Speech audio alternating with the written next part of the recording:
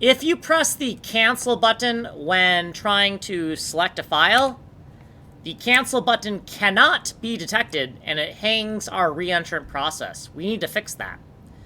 In the data section for Filemob, we've added this task kill variable.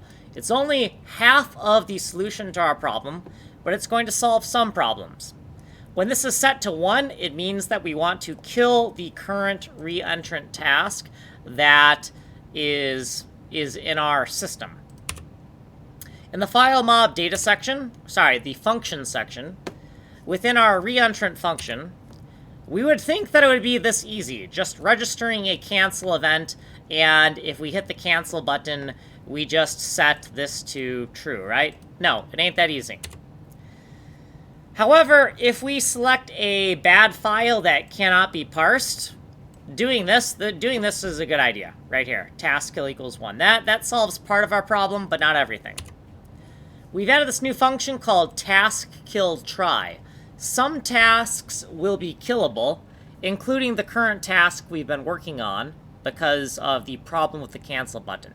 So if a task is running, we're going to get the enumeration of the task and then look up in the can kill array to see if the task can be killed. If it can be killed, we're going to reset all of these global variables and reset all of the reentrant state data for all of the reentrant structs.